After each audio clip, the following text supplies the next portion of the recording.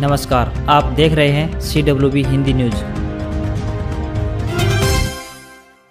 हरियाणा सरकार ने कोविड-19 महामारी की वर्तमान स्थितियों को ध्यान में रखते हुए हरियाणा के वित्तायुक्त और राजस्व एवं आपदा प्रबंधन विभाग के अतिरिक्त मुख्य सचिव संजीव कौशल ने राज्य के सभी प्रशासनिक सचिवों, हरियाणा पुलिस महानिदेशक, हरियाणा राज्य में सभी मंडल आयुक्तों और राज्य के सभी उपायुक्त एक आदेश पत्र जारी किया है। कौशल ने बताया कि राज्य सरकार ने 30 अप्रैल तक महिला एवं बाल विकास विभाग के तहत आंगनबाड़ी केंद्रों और क्रैच को बंद करने का निर्णय लिया है। जिला कार्यक्रम अधिकारियों और महिला एवं बाल विकास परियोजना अधिकारियों को निर्देश दिया गया है कि लॉकडाउन की अवधि की तरह ही आंगनवाड़ी केंद्रों के काम करने की प्रक्रिया का पालन करें और ICDS की सभी सेवाएं लाभार्थियों के दरवाजे पर प्रदान करें, जिसमें पूरक पोषण आहार कार्यक्रम का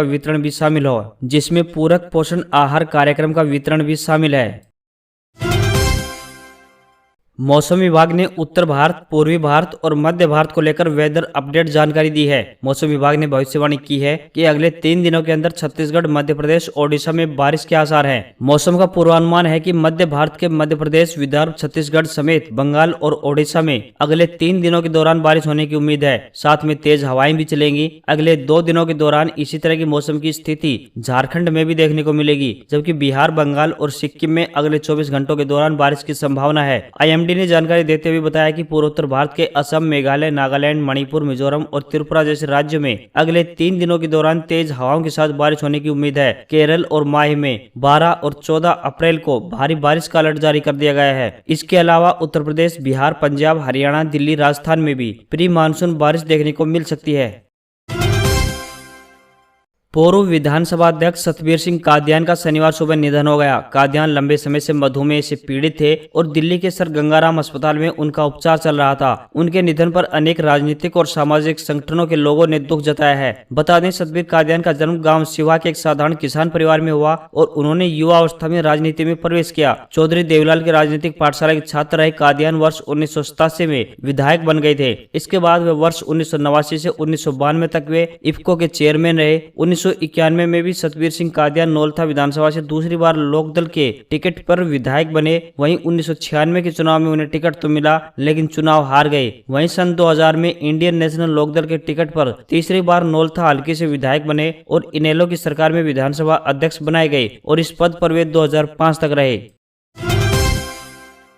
सेकेंडरी व सीनियर सेकेंडरी शैक्षिक व मुक्त विद्यालय नियमित व स्वयं पाठी वार्षिक परीक्षा अप्रैल 2021 हेतु प्रवेश पत्र यानी एडमिट कार्ड 9 अप्रैल से लागू कर दिए गए हैं। प्रदेश भर में 2544 परीक्षा केंद्रों पर करीब 6,67,234 परीक्षार्थी प्रविष्ट होंगे। ज्ञात रहे कि यह परीक्षाएं 20 अप्रैल से आरंभ हो रही है। परीक्षा का समय 11:30 बजे से दोपहर 2 बजे तक रहेगा। परीक्षार्थी परीक्षा केंद्र पर परीक्षा से पूर्व 30 मिनट पहले पहुंचना सुनिश्चित करेंगे। बोर्ड अध्यक्ष डॉक्टर जगबीर सिंह ने बताया कि सेकेंडरी व सीनियर सेकेंडरी वार्षिक परीक्षा अप्रैल 2021 हेतु प्रवेश पत्र वेबसाइट पर अपलोड किए जा रहे हैं। सभी विद्यालय मुखिया बोर्ड वेबसाइट www.bseh.org.in पर यूजर आईडी व पासवर्ड से लॉगिन करते हुए उनके विद्यालय में अध्ययनरत परीक्षार्थियों के प्रवेश पत्र डाउनलोड कर सकते हैं। हरियाणा में कोरोना के बढ़ते मामलों को देखते हुए मुख्यमंत्री मनोहर लाल ने घोषणा की है कि पूरे प्रदेश में 1 से 8वीं तक के स्कूल पूरे अप्रैल माह में बंद रहेंगे। मुख्यमंत्री ने कहा कि कोरोना के बढ़ते केसों को लेकर प्राइमरी और मिडिल स्कूलों को 30 अप्रैल तक बंद करने का विचार किया है। इससे आगे जरूरत होगी तो देखेंगे। बता दें कि कोरोना का संक्रमण स्कूलों में भी बढ़ने लगा है। पिछले कई दिनों में प्रदेश में सभी जगह स्कूलों के विद्यार्थी और शिक्षक संक्रमित मिल रहे हैं, जिस कारण सरकार को निर्णय लेना पड़ा। आम आदमी पार्टी बाडरा हल्का अध्यक्ष राकेश चांदवास के नेतृत्व में शनिवार को गांव जेवली के कई ग्रामीणों ने जननायक जनता पार्टी को अलविदा कहकर आम आदमी पार्टी का दामन थामा है। उन्होंने कहा है कि हमने बाडरा से विधायक नैना चौटाला की चुनाव में बहुत मदद की थी, लेकिन यहाँ की विधायक कई दिनों से गायब है। हम अपनी समस्या किसके सामने बताएं, यहाँ कोई भी सुनने वाला नहीं है। उन्होंने कहा कि हम आम आदमी पार्टी के राष्ट्रीय संयोजक व दिल्ली के मुख्यमंत्री अरविंद केजरीवाल के कामों से प्रभावित हैं तथा हरियाणा के अंदर दिन रात संगठन को मजबूत कर रहे आम आदमी पार्टी के सह प्रभारी व राज्यसभा सांसद डॉक्टर सुशील गुप्ता के नेतृत्व से खुश होकर आम आदमी पार्टी हल्का अध्यक्ष राकेश चांदवास के नेतृत्व में ज्वाइन कर रहे हैं। ग्रामीणों ने कहा कि अगर इस देश का भविष्य है तो वह अरविंद केजरीवाल है। जिस प्रकार से दिल्ली के अंदर शिक्षा, स्वास्थ्य, चिकित्सा व हर वर्ग को मूलभूत सुविधा देने में कोई कसर केजरीवाल द्वारा नहीं छोड़ी गई है, यह मॉडल हरियाणा में भी लागू हो।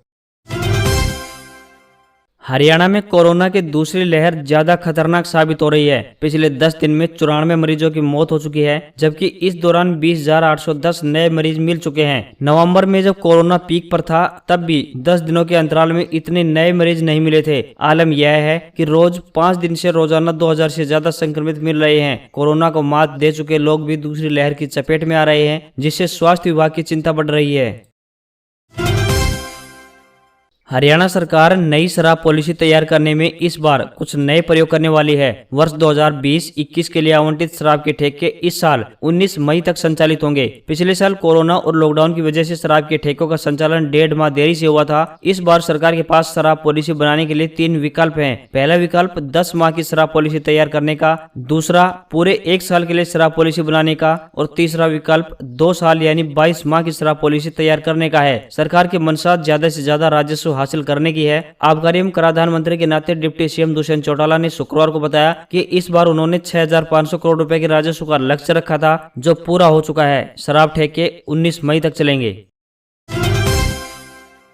आर्थिक रूप से कमजोर लोग मुख्यमंत्री विवाह शगुन योजना के तहत लड़की की शादी के लिए आर्थिक सहायता पा सकेंगे। शगुन योजना की पात्रता शर्तों में लड़की की आयु 18 वर्ष या इससे अधिक होनी चाहिए, जबकि लड़के की आयु 21 वर्ष या इससे अधिक होनी चाहिए। मुख्यमंत्री विवाह शगुन योजना के तहत गरीबी रेखा से नीचे जीवन यापन करने वाले अनुसूचित जाति, विमुक्त जाति एवं टपरीवास जाति के परिवारों को उनकी लड़की की शादी के लिए 51,000 रुपए की प्रोत्साहन राशि दी जाती है। अनुसूचित जाति, विमुक्त जाति एवं टपरीवास जाति का व्यक्ति यदि बीपीएल नहीं है तो उनकी वार्षिक आय 1 लाख रुपए से कम अथवा उनके पास 2.5 एकड़ से कम जमीन हो तो लड़की की शादी के लिए 11,000 रुपए की सहायता राशि प्रदान की जाती है। इतनी ही रकम की आर्थिक सहायता सामान्य एवं पिछड़े वर्ग से संबंधित गरीबी रेखा से नीचे जीवन यापन करने वाले को मिलेगी। हालांकि परिवारों की वार्षिक आय 1 लाख रुपए से कम अथवा 2.5 एकड़ से कम जमीन होनी चाहिए।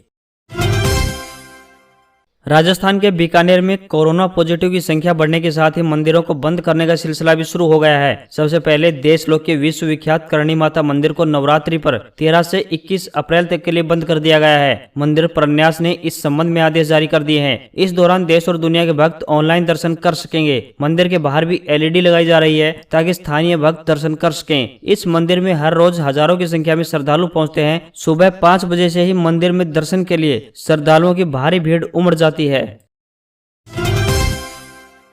B.R. चोपड़ा के महाभारत में इंद्रदेव के किरदार में नजर आए अभिनेता सतीश कौल का निधन हो गया है। वे 74 साल के थे और कोविड-19 से संक्रमित थे। पॉपुलर फिल्म कर्मा में नजर आए सतीश लंबे समय से बिस्तर पर थे और कोई अपना उनकी सुध लेने वाला भी नहीं था। पिछले साल भी उन्होंने लॉकडाउन के समय आर्थिक तंगी से जूझने की बात कही थी। 8 सितंबर 1954 को कश्मीर में जन्मे सतीश ने पंजाबी और बॉलीवुड की 300 से ज्यादा फिल्मों में काम किया। बॉलीवुड में वे भक्ति में शक्ति 1978, डांस 1987, राम लखन 1989, ऐलान 1994, जंजीर 1998 और प्यार तो होना ही था 1998 जैसी फिल्मों में नजर आए। तो पंजाबी में जट पंजाबी 1979, छमक छल्लो 1982, शशि पन्नू 1983 और पटोला 1987 जैसी फिल्में की हैं। कहा जाता है कि बॉलीवुड से ज्यादा वे पंजाबी सिनेमा में ही पॉपुलर थे। एक दौर में उनकी पॉपुलरिटी को देखकर जट के नाम से बनने वाली हर फिल्म में सतीश को बतौर हीरो साइन किया जाता था। उन्हें पंजाबी सिनेमा का अमिताभ बच्चन कहा जाता था।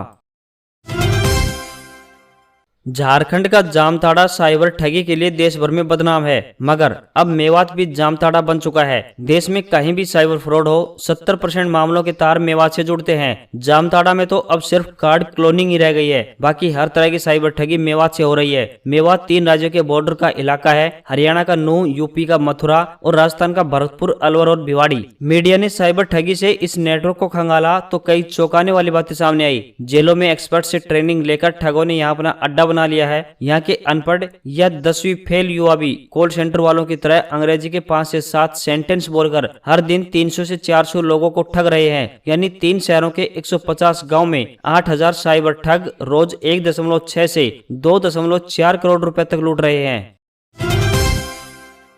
बैंक ऑफ बड़ौदा यानी BOI ने वेल्थ मैनेजमेंट सर्विस डिपार्टमेंट के मैनेजर के 511 पदों पर भर्ती के लिए ऑनलाइन आवेदन मांगे हैं। इन पदों के लिए एप्लीकेशन प्रोसेस 29 अप्रैल 2021 तक जारी रहेंगे। इच्छुक कैंडिडेट्स इन पदों के लिए तय समय से पहले ऑनलाइन आवेदन कर सकते हैं। इन पदों के लिए आवेदन करने वाले कैंडिडेट्स के पास ग्रेजुएशन डिग्री होना चाहिए। इसके अलावा संबंधित स्ट्रीम में PG भी होना चाहिए। पदों के मुताबिक योग्यता देखने के लिए ऑफिशियल नोटिफिकेशन देखें।